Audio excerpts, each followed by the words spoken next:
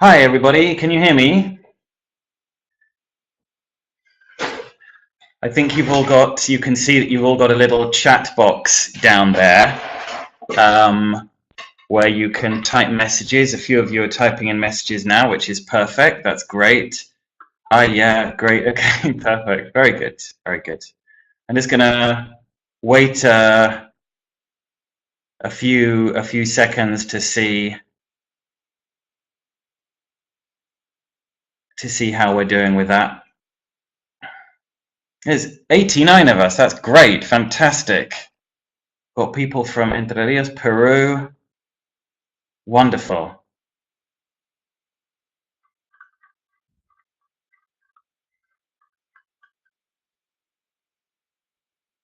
Fantastic. Great. Okay, really good, guys. Really, really good. Oh, we've got somebody from India as well. Wonderful. Hello, Anton from Russia. Fantastic. Great. Well, this is really, really good. Hello from Uruguay. We used to live there a few years ago as well. Salta. Wow, this is like a whole global map of Macmillan education, isn't it, in one room at the moment? Brilliant. Well, look, we've got 90-something people here. It's just gone 6:30, so I guess we're going to start. So, like you've seen, today we're going to be talking about collaborative learning. Strange title to the workshop this evening, Making Ourselves Unnecessary. The idea behind that really is there was a great quote from an educationalist called Thomas Carruthers, who said, "A teacher is one who makes himself progressively unnecessary." And that, I believe, is the idea, really, as far as I'm concerned, behind good teaching. So, by the way, if there's any problems with the sound, try adjusting the sound at your end. That could help. Okay, so let's start. Now, as you all know, apart from anything else, being an English teacher can kind of ruin your life, because you can't see a movie or a series on Netflix or something, or listen to a song without thinking, I can use that in class. And that's exactly what happened to me a little while ago when I saw this photo. Actually, my mum sent me this photo a little while ago. That's me, the little baby, in between my mother and my father. And I saw this photo and I thought, hey, this really looks just like something that I could use in a teacher training session. It really made me think of a lot of things to do with English language teaching, which is terrible that that's how I think these days. But I was looking at this picture and I was thinking, well, my head, that would be my language acquisition device, and this little apple that my mom's giving me would be my input, and that carry cot on my dad's back would be my scaffolding. I've got a couple of questions to start us off, actually. Who talks about, whose idea was the language acquisition device? Feel free to go ahead and write some answers in the chat box. Who talked about our language acquisition device? Yeah, absolutely. It was Noam Chomsky. By the way, I'm going to continually ask you guys to keep writing things in the chat box. The whole idea of this is it's collaborative, so you're going to be doing as much talking, even with your fingers, as I am with my mouth. Hi from the Ukraine. Okay, so that was Chomsky. Who talks about input, or famously input plus one, the input hypothesis? Right, that was Dr. Stephen Krashen. Absolutely, exactly. And what about scaffolding?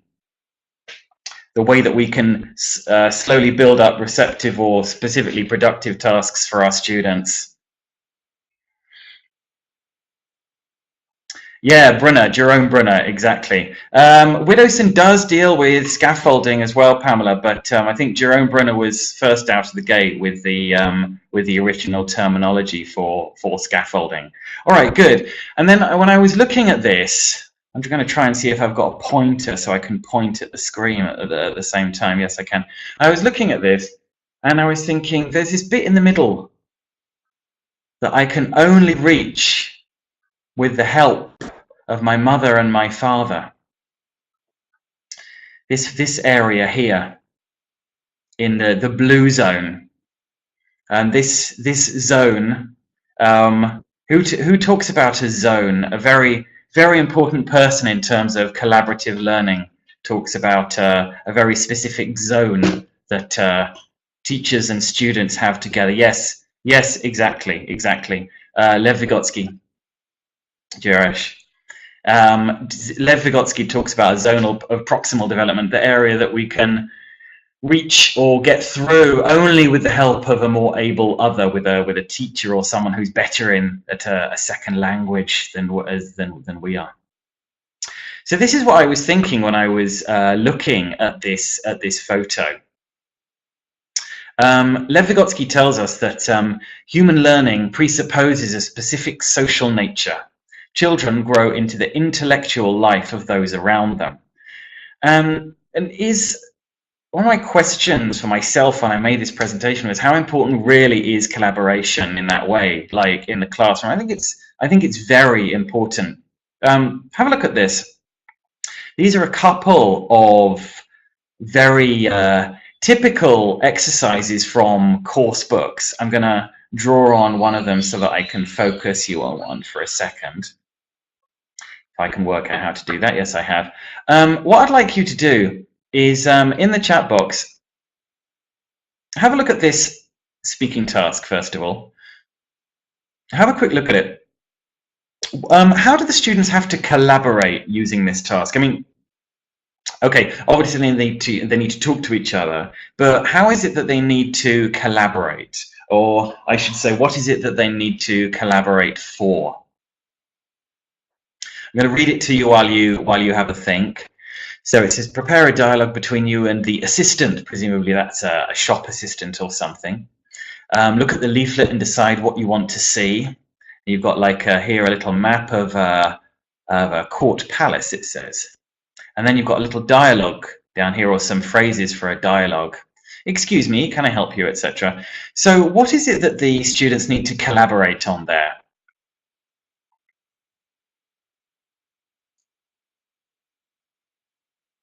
You've all gone quiet. You're all too shy at this stage.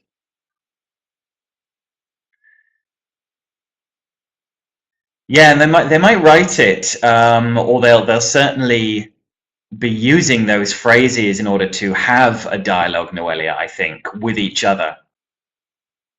Oh, lots of people are writing now. Good. Interact with ideas. Yes, guys, absolutely. Yeah, that's right. They're gonna agree on what to say right now. Who said that? Everyone's writing very quickly. Many messages have come through. Somebody just said to agree on what to say. So yeah, that's exactly what's supposed to happen. They're supposed to agree on what it is they want to say and where the person wants to go, etc. So they all right. Thank you. Yeah, okay, good. So they have to collaborate in that way. It's not something that can be done individually. All right, good. And then down here, I'm going to put a square around this task as well. That should look familiar to those of you who deal with, to deal with some of the Cambridge exams. What do you have to do in this task?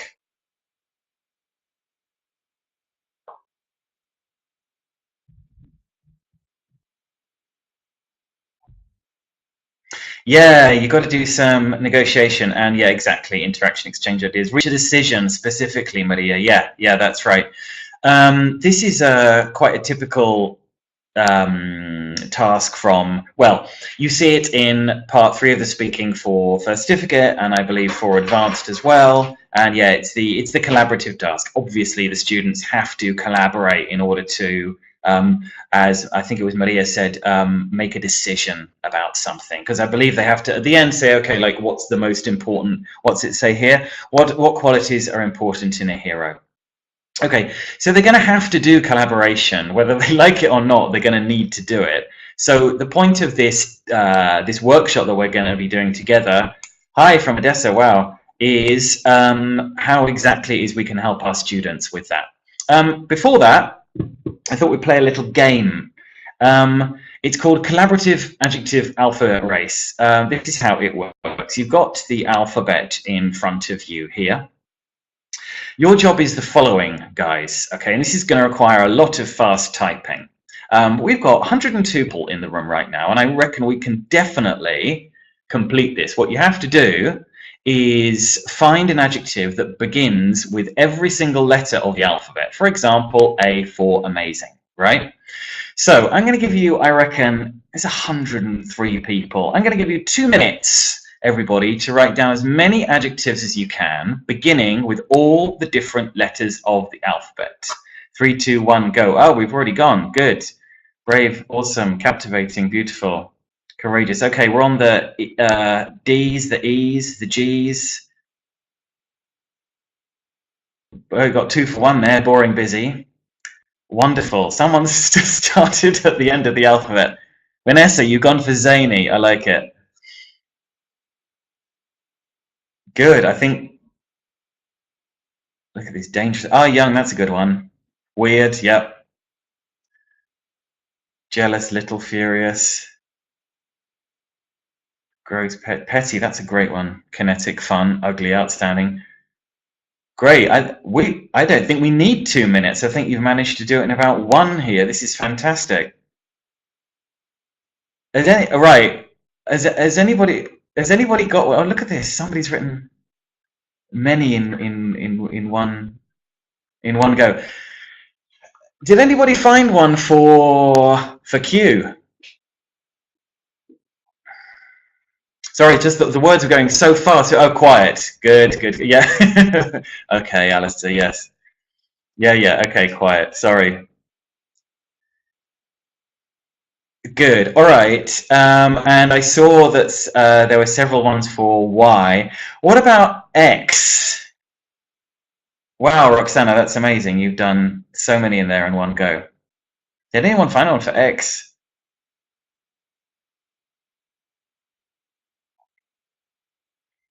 No, you're all putting other letters together. Xenophobic. Wow, Marcia. Okay, well, it's an adjective. And to be honest, I can't think of another one, so hang on. Vanessa, who wrote that? Somebody just wrote, Virginia wrote xiphoid. What is xiphoid?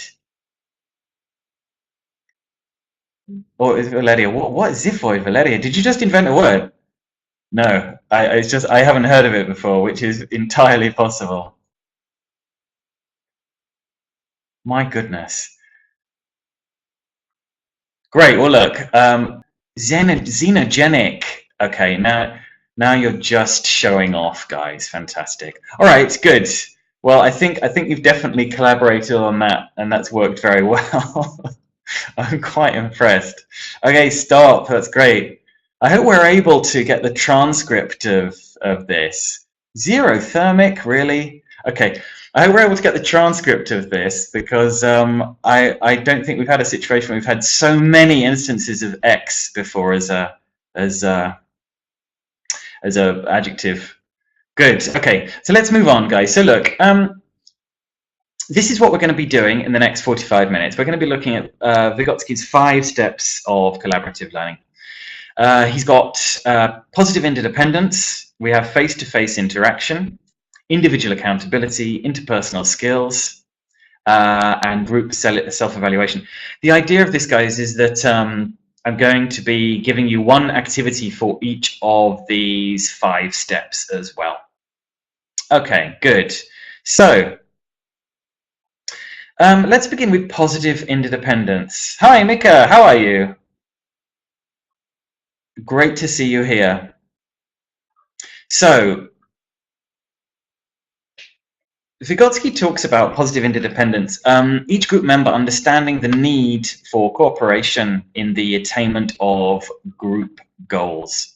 We're going to have a look at this with an idea for looking at Cambridge exams, and this is particularly appropriate for Cambridge teachers at this time of year. As Michaela knows, we've got our students sitting very soon, this Saturday and over the next, I think it's in a fortnight's time as well.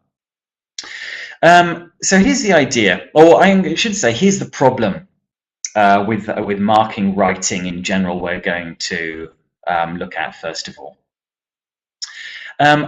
I think this is what often happens with our students, that we give them a task to do and they slave away over that task for however long.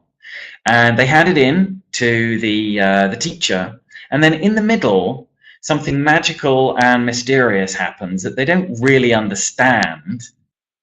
And then in the end, eventually, they get their grade, and either they've passed or they've failed or whatever, but they don't really know what's happened in the process in between. So an idea to collaboratively help our students with this is the following, is by giving them the marking criteria. Now look, what we're going to look at are the Cambridge marking criteria for the writing, but it doesn't have to be Cambridge. It can be any marking criteria that you have from, that you use as teachers. Actually, I'm going to ask you a question first. I believe that the most recent Cambridge marking criteria there for writing are 4 of them. In the chat box, can you write down what they are if you know them without Googling while I turn my air conditioning down because I'm now freezing?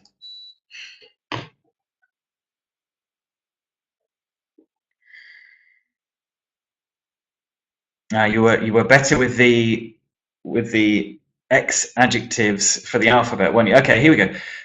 We've got coherence and content, cohesion, roles, organization. Oh, look at this. Mima's written the 4 C's. What are the 4 C's, Mima? Or did you already write them? I think you might have done, for which I apologize if you already have. Okay, well, I think generally speaking, we've got all of them here, one way or another. And Raphael, yes, fluency, well, we're talking about writing, but written fluency definitely does come into it. Let's have a quick look and see what we've got. Well, we've got, I think we had all of this from, you know, collaboratively from what you guys have been writing down. So we've got content. Have you answered the question? Communicative achievement. Have you communicated the message effectively?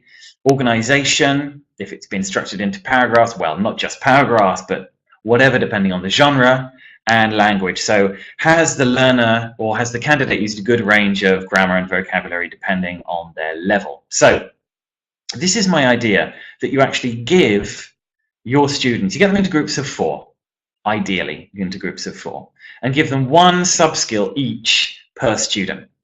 So let's say that one of them looks after content, the other one communicative achievement, the other one organization, and the other one language. And we're going to do this together in a second. I'm actually going to give you a previous candidate's answer to a question from the PET exam. So that's around about a B1, B1 plus level.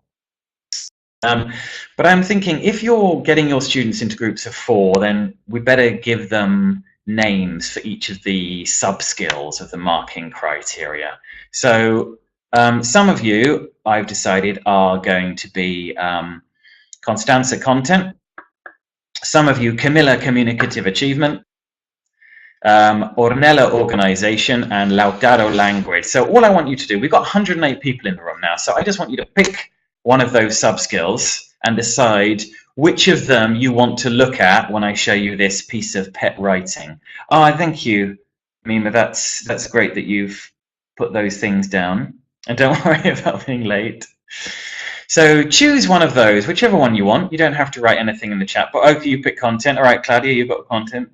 Daphne, organization. All right. So look, you don't need to tell me, but do choose one for yourselves. So I'm now going to show you the rubric that this candidate had, first of all. Have a quick look at this. Like I said, it's a PET level writing. You've invited your English friend Joe to stay with you next month, but you now need to delay this visit. Write a card to send to Joe. In your card, you should apologize to Joe, explain why the visit has to be delayed, and suggest when it would be convenient for Joe to come. Okay? So those are the things that the candidate needed to include in the writing, and I'm now going to show you the actual piece of writing that was done by this candidate. So whichever sub-skill you've chosen, and again, so it was content, communicative achievement, organization, or language, you decide which one you're going to mark the student on. And quick question before you start, what is the Cambridge marking banding out of? They give the students for the writing, when they're marking the writing, a number between 1 and what? Do you know? 1 being the lowest, that is. Yeah, absolutely. Between 1 and 5, that's right. So 1 being the lowest and 5 being the highest. So look, here we go. Let's see. So this is the candidate's piece of writing. I'll read it to you and have a think about your sub-skill in the meantime, guys. Hey, you, Joe. As you know, the other day I invited you next month.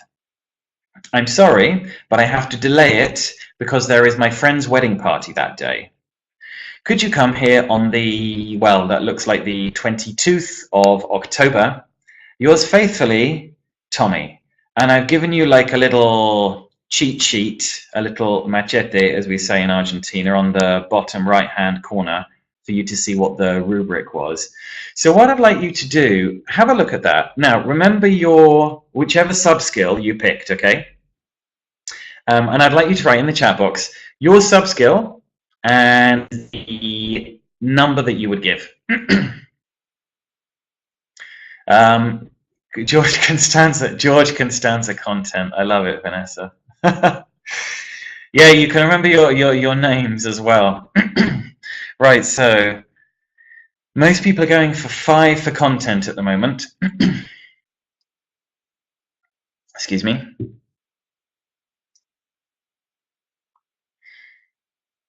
All right, so 5 content, organization's getting a 5. You're very generous markers this evening.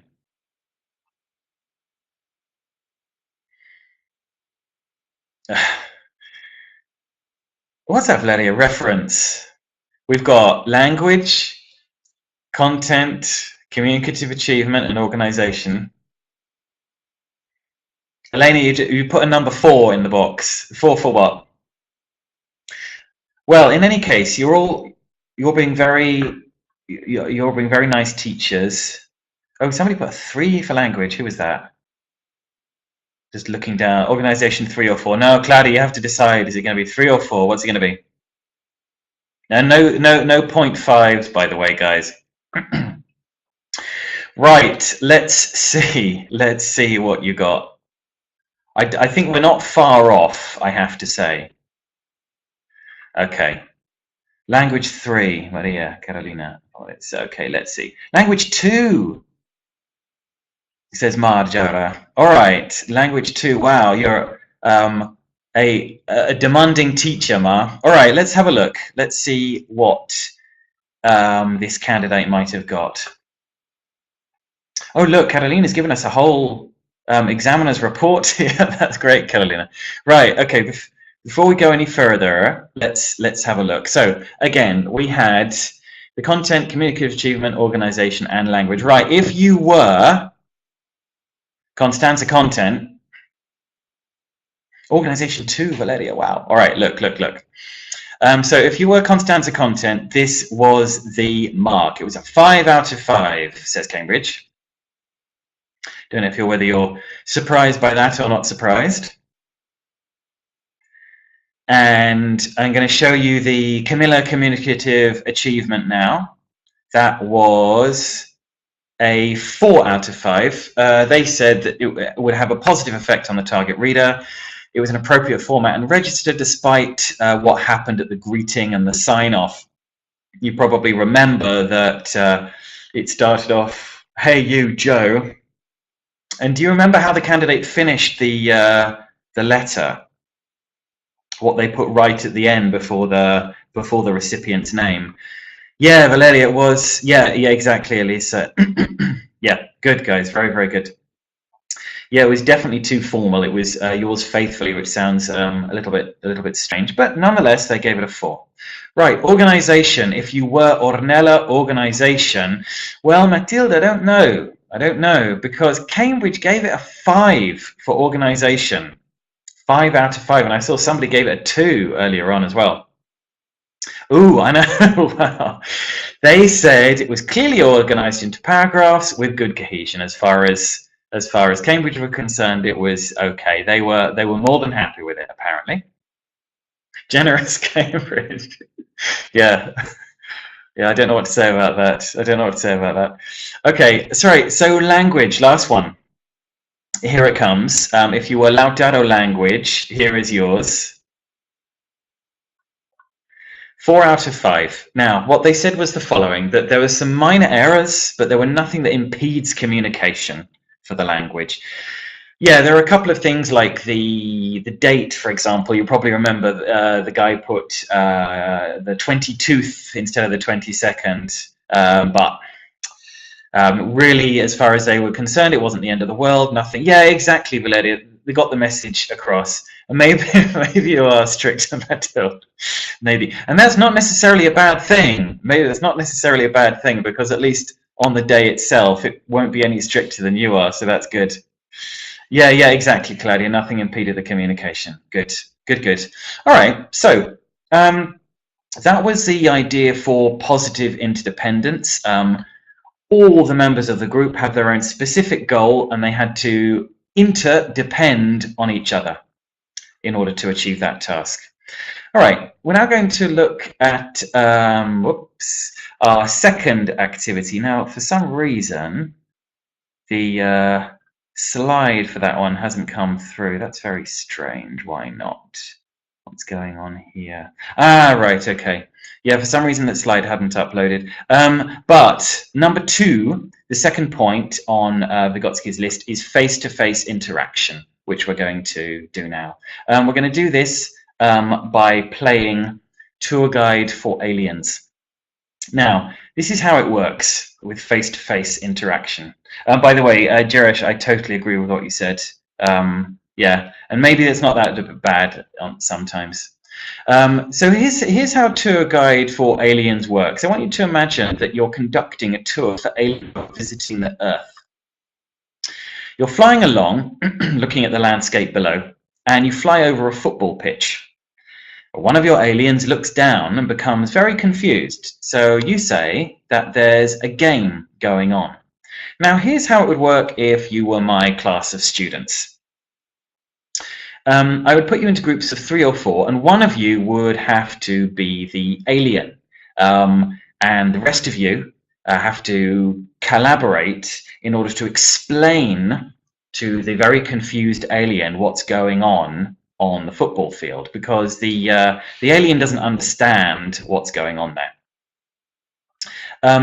The idea of the following activity is to try and give the students what Sheglov refers to as repair strategies. If there's any kind of breakdown in communication, these strategies can be used for the candidates in order to, well, like he says, repair the miscommunication. You've got 4 examples there. What I mean is, it's not really fighting, but what do you mean by? Well, it's more like, yeah, no, exactly. And in England, well, in Scotland actually, Glasgow Rangers versus Celtic, it will be exactly the same thing. Hi there, Sina. Okay, good. So this is how it works. Let me show you. One of the aliens in the group, well, there's only one alien in the group. Your job, the rest of the group, is to try and explain one of the following questions to the alien. About half an hour ago, Sina, I'm afraid, but I think it's being recorded. I'm not sure. Okay, so look. The first question one of the alien in the team could ask is, what is a game? What is a team? Why do you have an event where half the people involved are unhappy or angry? And why don't male and female humans play together? Sorry, that should say, why don't male and female humans play together? So what I want you to do, guys, is the following.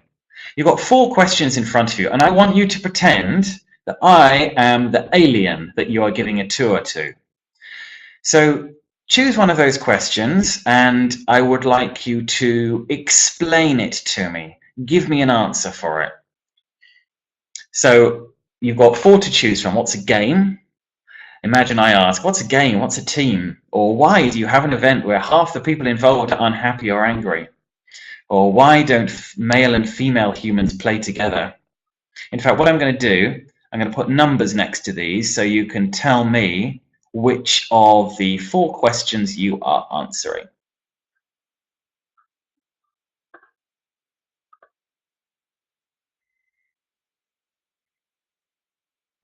That's very true, Jirash. That's very true. Okay, Andrea, let's see. Group of people with the same goal. Group of teams working together. It's well, number 3, it's human nature. Yes, it is, isn't it? I like your definitions of teams, I have to say. Trying to achieve something together, good. Game is for having fun, they'd quarrel. Well, I like the answer to number 4. Why don't male and female humans play together? They quarrel. Yeah.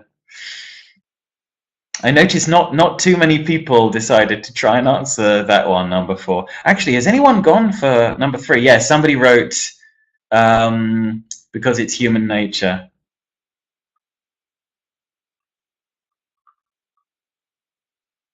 Great.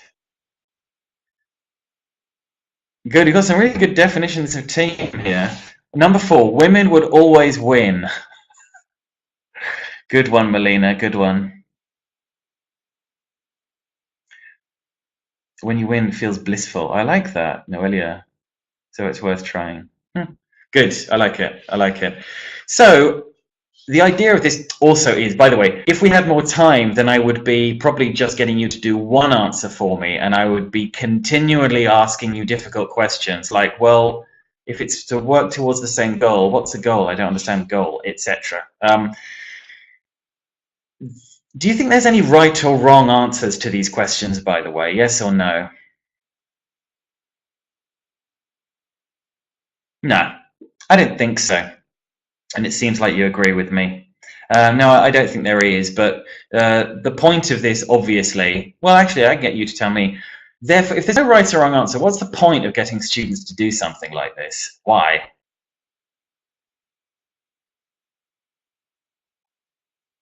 Yeah, basically, Valeria. Good, I like that. Paraphrasing as well. Get funny, you can learn more. Yeah, that's true. Widowson would definitely agree with you. Trigger discussion. Yes, exactly. That's it. Yes. The purpose is communication. Yeah, and it gives them a goal to do as well. It gives them, it gives them a goal to achieve, or a goal to score, perhaps I should say, as we're talking about football. Very good. Well, look, that was face-to-face interaction. Let's move right on to individual accountability now.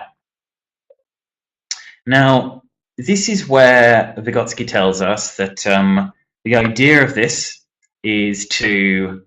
Oh, sorry, I'm going to pause for 1 second for what I'm going to horribly mispronounce your name. Yelzaveta, is that right? Has put here, with no wrong answers, students are not afraid of speaking, they're more motivated. I quite like that, actually. It's funny you should say that, because I notice sometimes, like at conferences, I ask questions that I think might be quite easy questions, and then people don't answer because they're worried about getting the answers right or wrong. And even in a situation like that, it's not in a classroom or something, but that happens a lot. And I was doing a teacher training course the other day. I was the student, and the trainer asked what was a relatively easy question, but because I was suddenly a student, I thought, oh, I better not say anything in case I'm wrong. I was certain that I wasn't, but you know, it was the affective filter came out again. So no, I agree with that. I think that's a good point. Not your students, okay. Well, look, sorry, so moving on, individual accountability. I got sidetracked there. So Vygotsky says that the point is that each student is accountable for mastering material with individual accountability. Now, you guys are really going to have to work together on this next activity. You're going to have to master your material together. And the other thing is you're going to really need the chat box to remember what everyone has written in the chat box. We're going to play a game called Beat the Teacher. Some people call it, well, I've written here 10 questions because of the time that we have. Some people call it 20 questions as well. And I've decided it's going to work like this. Basically, you have to beat me. Imagine I'm your teacher for the evening. And here's the situation. I'm not a human being anymore. I was an alien a second ago, but I'm now, I want you to imagine I'm now an animal. And your job, yeah, beat me, exactly. Not like that, Virginia. No, but yeah, like it to win the game. Your job is to try and work out what kind of animal I am. But what you have to do is ask me questions. And these questions are only questions to which I can answer yes or no. That's it. And every time I say no to one of your questions, I get a point, like this in the box. And every time I answer yes to one of the questions, you guys get a point. Now, in a real classroom situation, I would just try and make this 20 questions, and then if you got it in the end, then you guys win anyway. And if you don't get it within a certain time limit, then what I would do is count up the amount of points and then see if I win or you win. Right, okay, Sandra has already started off with, have you got 4 legs? Can you fly? Are you a mammal? Read every things that people are writing, everybody. Right, have I got 4 legs? Yes, 1 point to you. Can I fly? No, 1 point to me. Have I got fur? Yes. Do you live in the sea? No, 1 point to me. Do you eat meat? Definitely not. So that's 1 point to me. Have you got wings? I'm winning, guys, I'm winning. Wait. I can't think. Right, look. Can you see? Yeah, I can see. Oh, I see what you mean. Okay, okay. Yes, yes, I can see. Another point to you. Have you got a horn? No. What do you usually eat? Guys, no. Yes, no questions. Have you got a trunk? No. That's another point to me. Do you have a tail? Yes. Stop asking if I have fur. I have fur. Have you got paws? Do I have paws? That's a good question. Yeah, I have paws. 1 more to you. Just enjoying the questions. Need to. Can you swim? No. Are you a cat? No. Do you usually eat bananas? Sorry. Are you good with people? I'm loving these questions, guys. Sorry, I've really got the giggles now. Tortoise? No, no. A ver, guys. Sorry, I'll stop speaking Spanish. No, I'm not a tortoise. Panda bear? Neither. Now you're just throwing animals at me, guys. All right, okay. I'm going to give you 10 more seconds, I think, to give me some... Okay, so wait, listen. Stop. Maria Victoria Gonzalez has, I believe, got the correct answer. Because you asked me, 4 legs, paws, fur, don't eat meat, can't fly, can't swim, not blind. Are you a monkey? Am I angry? No, Julia, I'm not angry. No. An angry animal. Animals angry? Maybe they are, if you deprive them of bananas, I suppose. Right. So where did we get to? Well, I've got more points than you, but you eventually guessed. Maria Victoria Gonzalez guessed. The correct answer was this one. I am a little bunny rabbit. No, Elena, I'm not a chimpanzee. I'm a bunny rabbit. So well done. You guys definitely won that collaborative competition, I think. Now, apart from me getting the giggles with your questions there, especially the banana ones, what language? I've written under the little rabbit there. What language does this? What language does this help teachers diagnose? Yeah, Cynthia, absolutely. But the idea is to get them to do one at a time. Like either they stick their hands up or whatever, but it's just one at a time. And if they do it in 2 teams as well, it's better because then they're saying to each other, no, don't ask that. We already asked it. And turn taking is much more respected like that. I think it would just be much more fun this way. But Akinyi, you've raised your hand. Please go ahead and type a question if you want to ask. And that goes for all of you as well, by the way. Okay, so let's move on. What language does this help the teacher diagnose? Let's imagine you're getting them to find out which animal you are. What language are they going to be using? Absolutely, they're going to be using animal vocabulary, body parts, I like that, good. What else? In fact, I didn't think of any of those things, which is good. What other language are they going to be using? Not WH, remember. Specifically, well, maybe some WH, but mainly there's going to be the yes/no questions. Yeah, exactly. And as a teacher, you can see perhaps at the beginning of the year with perhaps even an A2 level, okay, my students can do with a little bit of extra work on question structures in that case, and word order, as Tania Juarez has said, exactly. Good. Yeah, background knowledge of animals, quite possible, Maximiliano. Okay, good. So let's move on. It's getting late and we're only on number 3. So that was individual accountability. So you all, I know there's like 118 people here, but you all in a classroom at least would have to be accountable for remembering each other's questions in teams, etc. You're still coming up with some good ideas, by the way, of language that could be elicited from this game, and it's stuff that I haven't thought of. I like it. All right, so let's move on now. Let's look at number 4. Number 4 is interpersonal skills, teaching students how to use interpersonal and group social skills. I'm going to speed up a bit because I've just noticed the time. Now, Byrne tells us that competition provides a valuable force to a purposeful use of language. You can see, well, that little boy looking particularly competitive in that picture right there. Now, I don't want to exaggerate what I'm about to show you, but this is probably one of the best games that you will ever play with your students in the classroom. And you are going to love it as much as they are. Trust me on this one, it's great. I don't really know what this game is called. There's a teacher who told me about this game when I used to work at International House in San Isidro in northern Buenos Aires. I'm going to type it in the chat box. He called it Kaboom.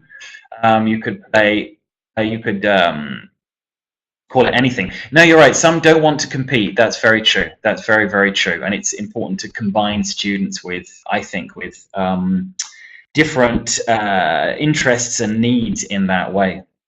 So look, let me show you how this game works. It looks a bit like battleships or noughts and crosses, but it's not. Under all of these squares, there are some questions about English language teaching. Now, I've made them about English language teaching because we're all to do with the world of English language teaching. But obviously with students, it could be vocabulary, grammar structures, whatever, it really doesn't matter. Under these squares are those questions. Here they are. And now I'm going to hide them again from you because I don't want you answering them yet. You notice on the left of the screen, you've got a question mark, you've got a B, and you've got a cross. Under the squares, apart from the questions, there are some questions, blue question marks, some bonuses, which is what the B stands for, and some crosses. If you land on a square, if you try and answer a question on a square which has got a bonus, for example, you would get 2 points. If you land on a square which has got an ordinary question, the blue question mark, you get 1 point. If you land on a cross, you would lose a point. Now, only I know what is under the squares because I have this here. I showed that to you too fast for you to see. There it is again. So only I know what is under those squares. And by the way, there are 3 bonuses and there are 3 crosses as well. Now, I'm going to show you the English language teaching questions now, and we're going to have to do this in a very ordered way because there's 117 of us, which should be interesting. What I would normally get you to do is choose a square like 1A, 2B, etc. And what I would like you to do this time, I think, is if you know an answer to one of these, I want you to put the grid reference of the square, like 3C or whatever, like that, exactly, Monica, 3B. But wait, hold on, guys, hold on. You don't know what the questions are yet. And wait. And so the grid reference and the answer. Okay, so here are the questions. Well, actually, they're definitions of English language teaching terminology. And you have to be as quick as you can to give me the grid reference and the answer. Okay, 1A is phoneme. Okay, very good. I'm going to pick on what Virginia has said. Virginia, you get 1 point. There is a normal question under that one. Very good. Virginia gets 1 point. I see many other people are typing. So that's exactly what you should do, what Virginia and Elena have done. So, okay, good. You're all doing it now. Great. So AB, what is AB, Noelia? 3A, gerund. Somebody said 3A is gerund. Yes, that is a bonus. Whoever said that one just now would get a bonus for it, 2 points. 2C homophone, says Romina, 2C homophone. Yes, very good. Oh, unfortunately, Romina, you don't have any points to lose, but if you had a point, you would lose it. I won't give you any minus numbers. 3B cognate, says Monica del Castillo. Let's see. 3B is a cognate. 3B. Yes, absolutely. Monica del Castillo, you get 1 point. Congratulations. Very good, very good. B2, Daphne has said, is a phrasal verb. Yes, but unfortunately, there's a cross under that one. It's all right, Daphne. You don't have any points to lose.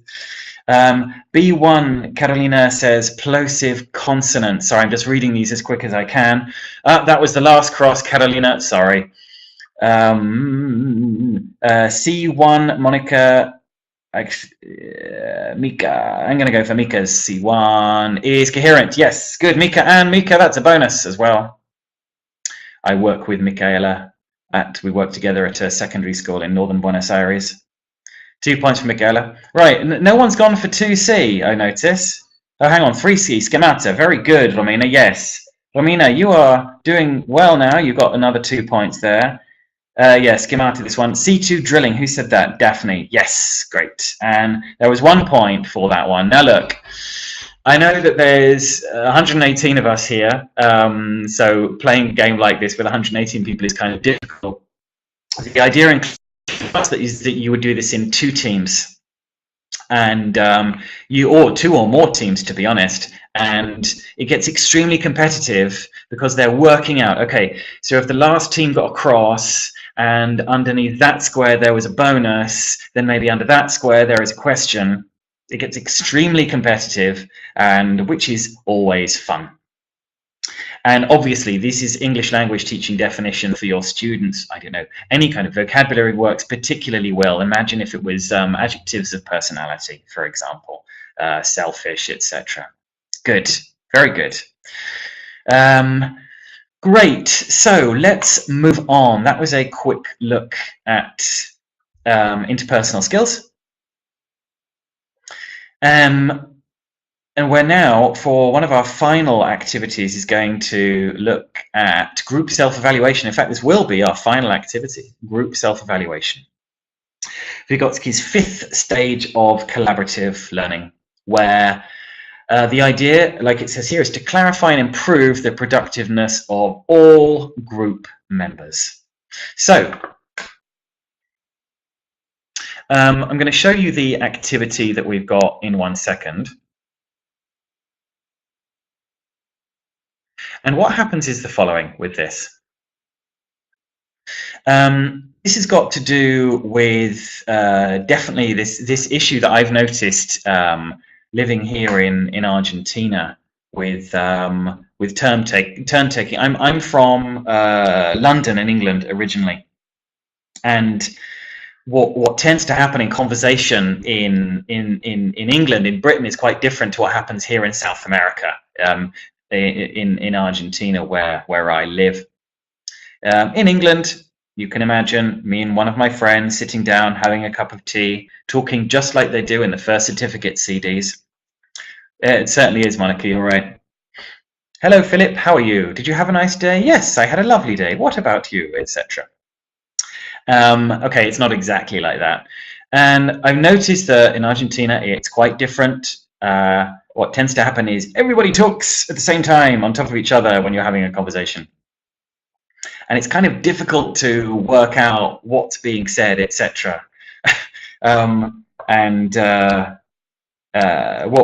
I've told this story before, but this often happens when I'm with friends or with like my girlfriend's family. Is what happens is they will be talking about something in Spanish, obviously, and I will be thinking, right, okay, Alastair, this is your moment to say something. And by the time I have planned what I'm going to say and I'm about to say it, the conversation has already changed like 2 different subjects by that time. Yeah, I love it.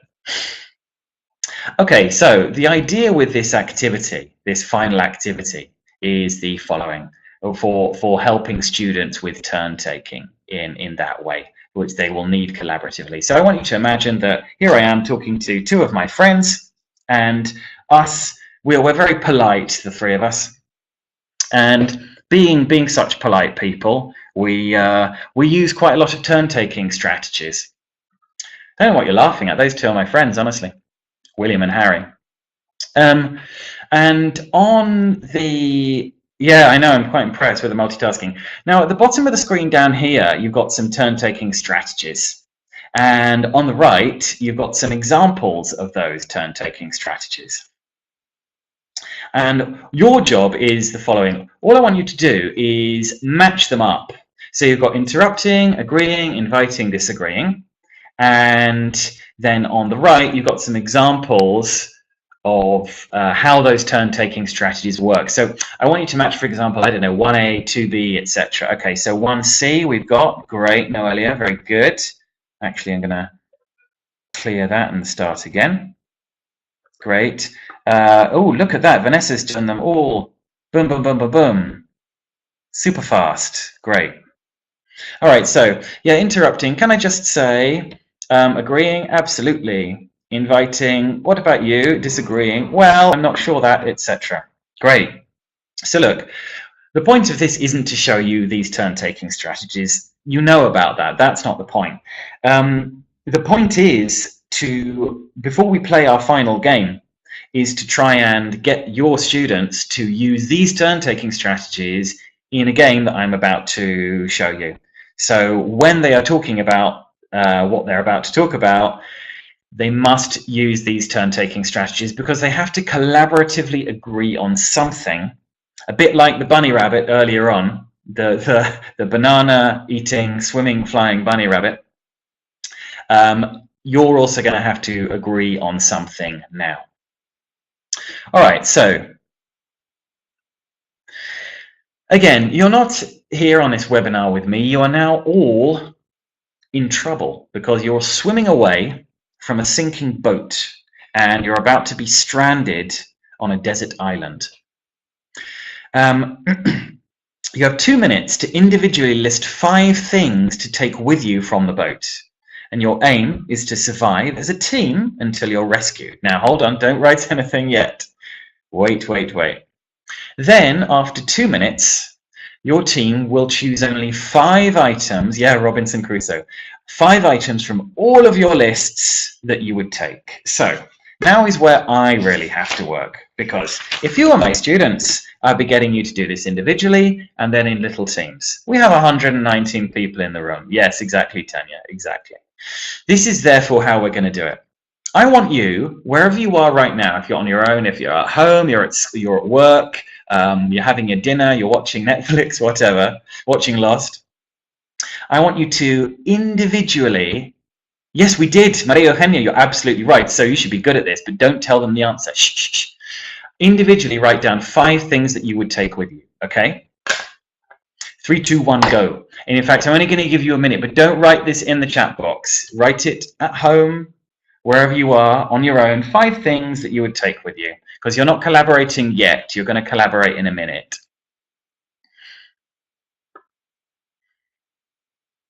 So again, not in the chat box, but just wherever you are. What 5 things do you think would be important to take with you?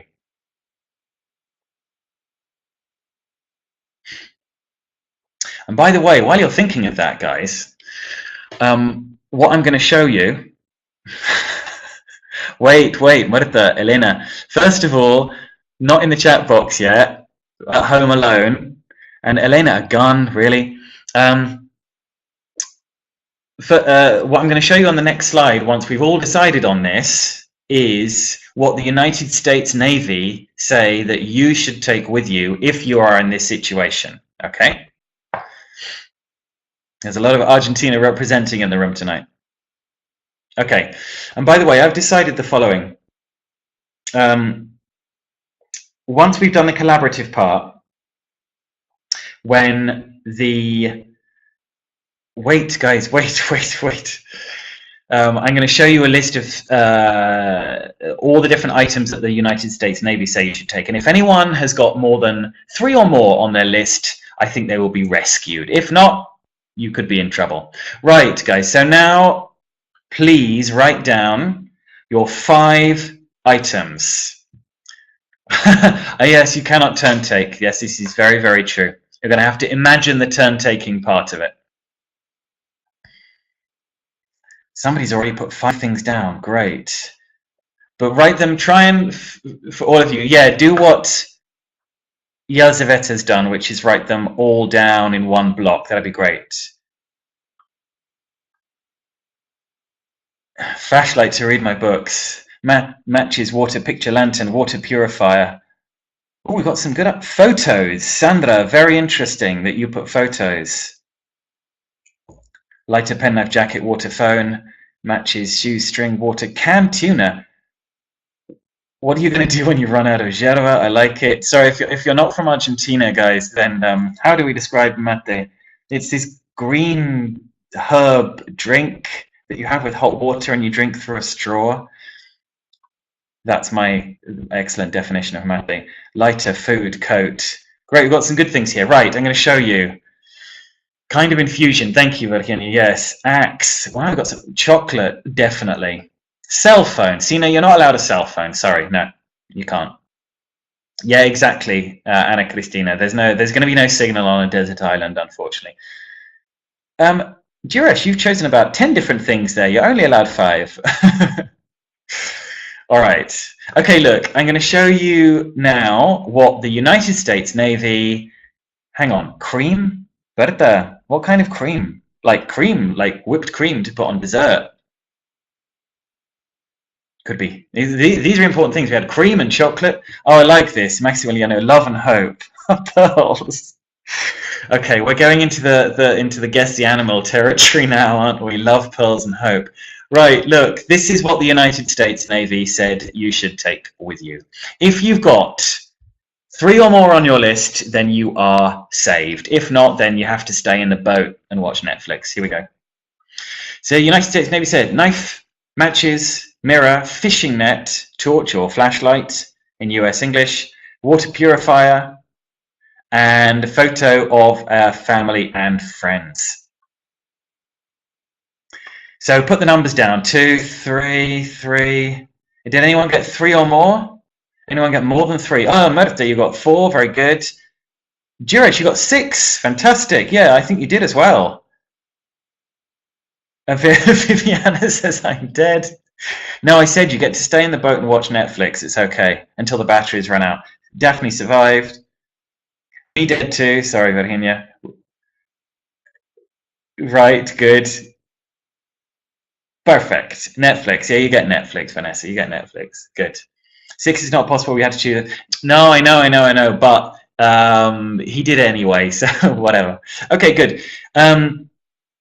So this is what the United States Navy would say that you need to take with you. While you, by the way, mirror. Very good question.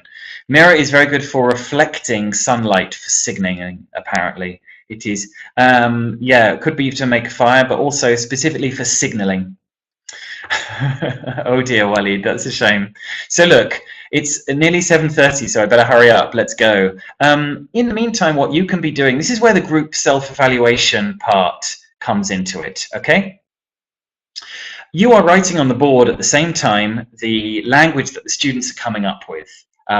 So some examples of good language or some improvable language, and get students to work with that. So, okay, First of all, pick out the good things and the bad things in the language. You know, who said not who said, sorry, but what are the good phrases and what are the improvable phrases?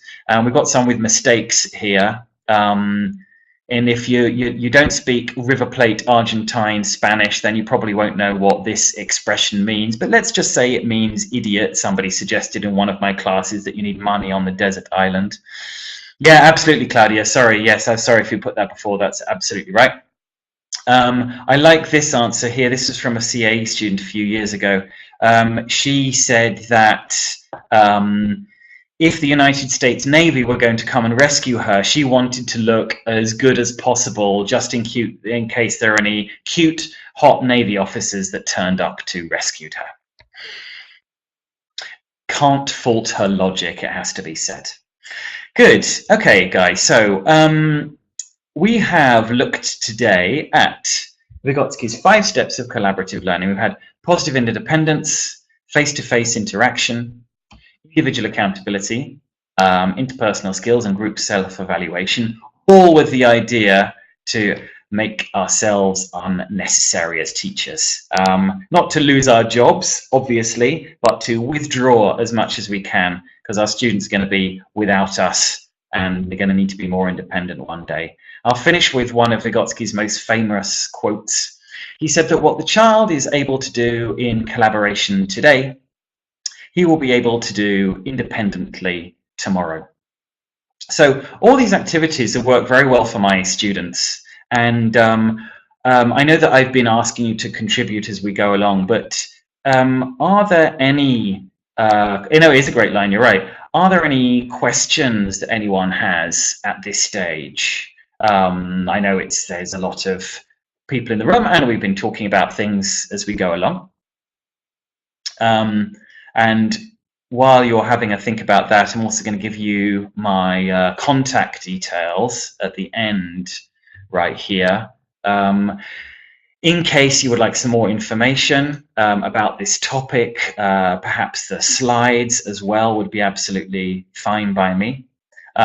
Also to tell you that Macmillan Education will be emailing certificates of attendance after the session to all of you. So you will all be getting certificates for having attended today. Okay. Yeah, Maria, so that's what I was going to say. Write to me. Okay, that's probably the easiest thing to do. And then I will send it. I've got no problems doing that at all. Is it? Yes, sorry, I'm just seeing a lot of you have put about the PowerPoint as well. Good, good, good, good. All right, great. Great, yay. Good, guys, very, very good, lovely. I'm really glad you enjoyed it. Good, that's great. No, you guys rock. Okay, so I don't know if Juliana from Macmillan is here and if she wants to say anything, or possibly not, but I think she's going to end the session in a second anyway. So I will say goodbye to you all. Good, Saina, I'm very glad you did. I'm sorry you missed the first half hour. No, I've really enjoyed this, guys. It's been a lot of fun. Really, really, really a lot of fun indeed. I hope I'm going to be able to read all of these comments. That would be really good if I can, because there's so many of them, and it'll be lovely to be able to read all of them. Good. I'm really glad you liked it, guys. Very, very much. So, Argentina Hub. That's Juli is here. All right. Great. So Juli, presumably you will be saying bye-bye to everybody in a second. So guys, I really hope that we do another webinar soon, and that we're able to participate like this again, because it's a lot of fun apart from anything else. And I really hope that you're able to get some ideas from this. And apart from anything else, the fact that we've been able to share all these ideas today is one of the most important things of it, is everyone being able to work together and share their ideas. Yeah. Very good, very good. All right, well, I think that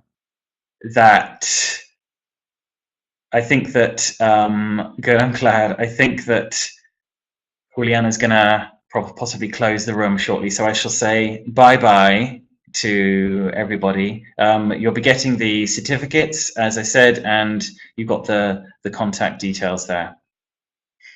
All right. Bye, guys. Hope you have a lovely evening, morning, afternoon, whatever it is, wherever you are.